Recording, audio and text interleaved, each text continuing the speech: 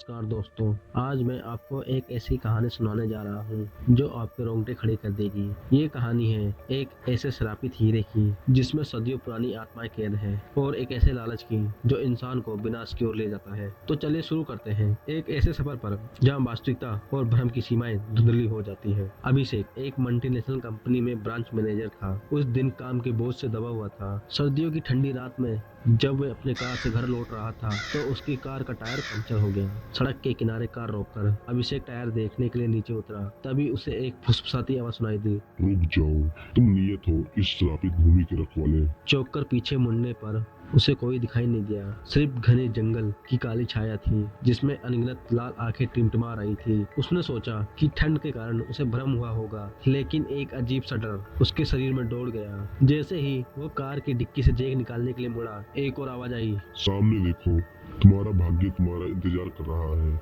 उस प्राचीन शक्ति को मुक्त करने के लिए। वहीं सड़क के किनारे चमकती हुई एक वस्तु ने उसका ध्यान खींचा। वह एक कीमती हीरा था जिसके अंदर एक अजीब सी चमक हो रही थी, जैसे कोई प्राचीन आत्माएं उसमें कैद हो और वह आत्मा उसे बुला रही हो। जैसे ही उसने हीरे को उठाया, उसे फिर से वही आवाज सुनाई दी। अगर और हीरे चाहिए तो इस श्रापित भूमि को खोदो। तुम उस प्राचीन शक्ति को मुक्त करने के लिए चुने गए हो और इस शहर पर शासन करने के लिए। अभिषेक ने लालच में आकर जमीन खोदनी शुरू कर दी। कुछ ही मिनटों में एक मानव खोपड़ी निकली जो हवा में उड़ने लगी। खोपड़ी ने उसे अमीर बनाने का वादा किया और अपना शरीर वापस लाने के लिए कहा। खोपड़ी ने उसे ये भी बताया कि ये एक साधारण हीरा नहीं है, ये सदियों पुराने एक श्रापित राजा की आत्मा से बंधा हुआ है और इस हीरे में उस राजा की अपार शक्ति कैद है। जो ये हीरा सिर्फ एक पत्थर नहीं है, बिल्कुल एक पोर्टल है जो अंधेरे की दुनिया से जुड़ा हुआ है और उस दुनिया के प्राणी इस हीरे के जरिए इस दुनिया में आ सकते हैं।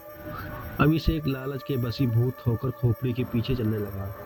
कुछ किलोमीटर चलने के बाद खोपड़ी ने उसे एक प्राचीन कब्रिस्तान में खुदाई करने के लिए कहा और अभिषेक ने वैसा ही किया।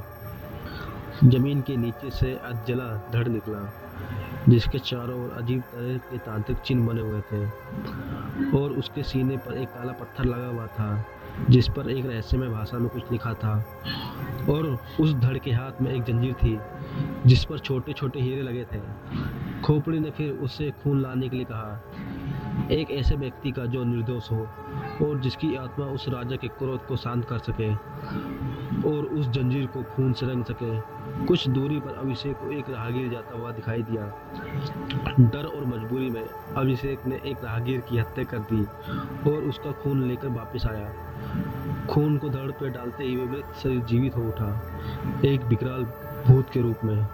भूत ने शहर को नष्ट करने की धमकी दी और कहा कि वह इस शहर पर सदियों तक राज करेगा।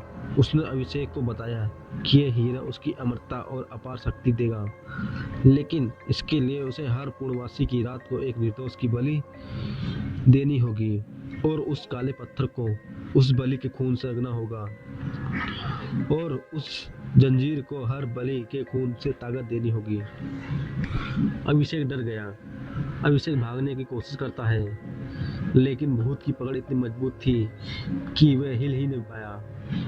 भूत ने अपनी नुकीली उंगलियों को अभिषेक के गले में गाड़ दिया। उसकी चीख हवा में गुम हो गई। तभी दूर से मंदिर की घंटी की गूंज सुनाई देने लगी, जैसे किसी प्राचीन शक्ति को जगा रही हो।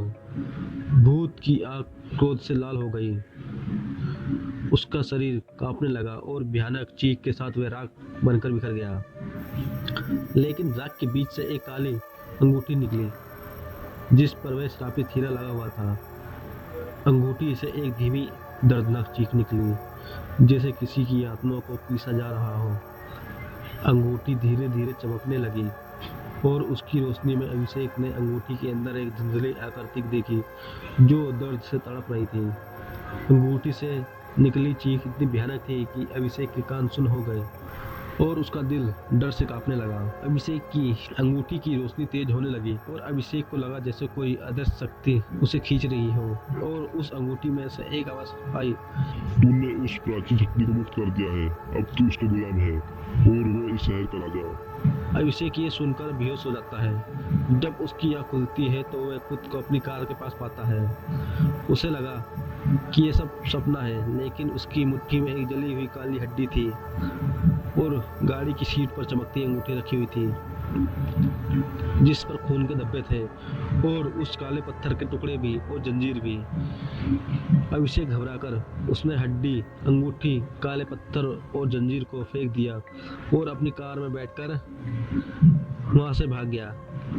रास्ते में उसे कार के पिछले हिस्से में एक अजीब सी हरकत महसूस हुई।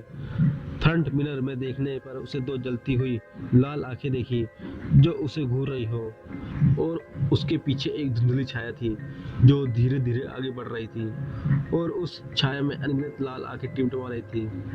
अभिषेक ने कार रोककर पीछे देखा, लेकिन वहां कोई नहीं था, सिर्फ गहरा अंधेरा था और उस अंधेरे में अनगिनत फुसफुसाहट सुनाई दे रही थी। फिर उसकी जेब में हल्की सी सरसराहट हुई। जब उसने हाथ डालकर अपनी जेब से उस चीज को बाहर निकाला तो उसकी मुट्ठी में वही हीरा था, लेकिन इस बार ये पूरी तरह से काला पड़ चुका था और उसमें से एक सड़ी हुई काली उंगली निकली और अंगूठी में से एक डरावनी आवाज आई। तू मेरा है और ये शहर भी।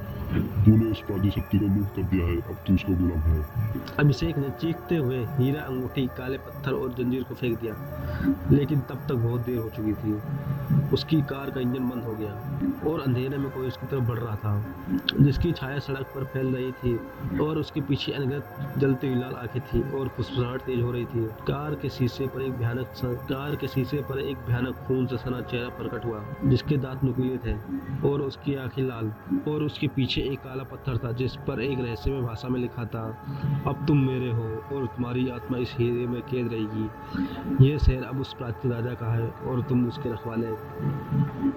अभिषेक की चीख उस सुनसान सड़क पर गूंज उठी, लेकिन किसी ने नहीं सुना और अगले दिन अभिषेक की गाड़ी उस सुनसान सड़क पर मिली। गाड़ी के अंदर सिर्फ राख, हीरे की चमकती अंगूठी और वही काला पत्थर था जिस पर खून के धब्बे थे और वो जंजीर भी, और अभिषेक का कोई पता नहीं था। कुछ लोगों ने उस रात जंगल से अजीब आवाजें सुनी जैसे कोई दर्द से चिल्ला रहा हो और अनगिनत आवाजें एक साथ चिल्ला रही हो, और उस रात से हर पूर्णमासी की रात को शहर में एक निर्दोष व्यक्ति गायब हो जाता है और एक भयानक छाया शहर के ऊपर मंडराने लगी है जैसे कोई प्राचीन शक्ति जग गई हो और उसकी छाया में अनगिनत लाल आंखें चमक रही हो। क्या ये कहानी यही समाप्त होती है या सिर्फ एक शुरुआत है? क्या वह प्राचीन शक्ति अभी भी जागृत है और क्या वह हीरा अभी भी किसी और को लालच का शिकार बनाएगा? क्या अभिषेक की आत्मा उस अंगूठी में कैद होकर अनंत काल तक तड़पेगी? क्या यह शहर अब उस प्राचीन शक्ति का है और अभिषेक उस शहर का रखवाला बन गया है? ये रहस्य अभी भी अनसुलझा है और शायद रहेगा। तो ये कहानी आपको कैसी लगी? जल्दी से वीडियो को लाइक, शेयर और कमेंट करके बताएं।